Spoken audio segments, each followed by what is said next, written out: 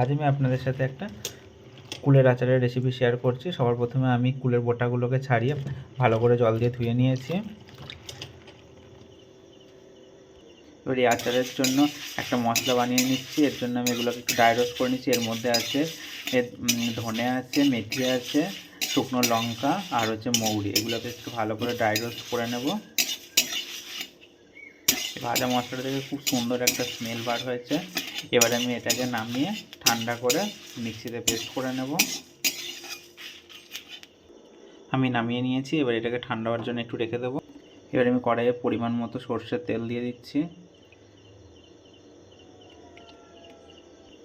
তেলটা গরম হয়ে গেছে। এবার আমি তেলের মধ্যে শুকনো লঙ্কা আর 5 ফোড়ন দিয়ে দিচ্ছি।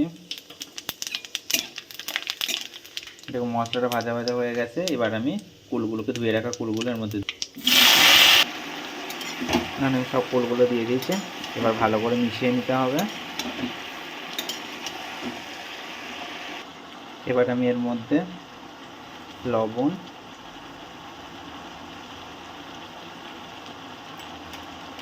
আর হচ্ছে হলুদ দিয়ে দিলাম। আবারও ভালো করে মিশিয়ে নেব। এরকমভাবে খুব ভালো করে মিশিয়ে নেবেন।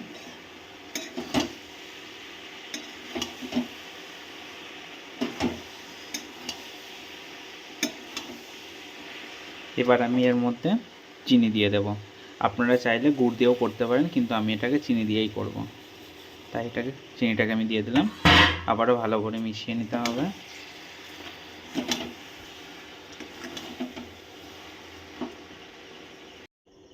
চিনিটা দেওয়ার পর দেখুন কতটা জল বার হয়েছে। এবার আমি গ্যাসের ফ্লেমটা লোতে রেখে এটাকে ভালো করে আস্তে আস্তে করে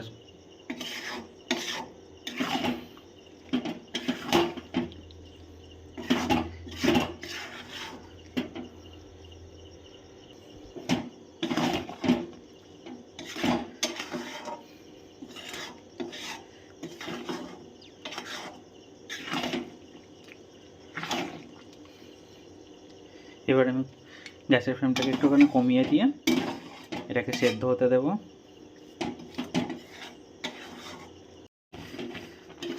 আমার কুলগুলো ভালো মতো সেদ্ধ হয়ে গেছে আর এটা দেখুন কতটা মাখা মাখা হয়ে গেছে।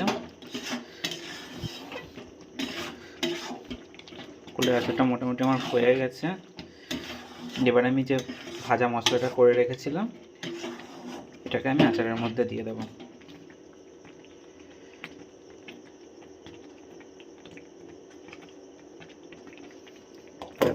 আবারও ভালো করে মিশিয়ে নিতে হবে।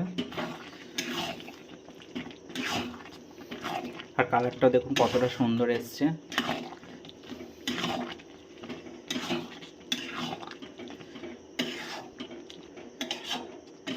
আপনারা কে কীরকমভাবে এই কুলের আচার বানান সেটা আমাকে কমেন্টে নিশ্চয়ই জানাবেন।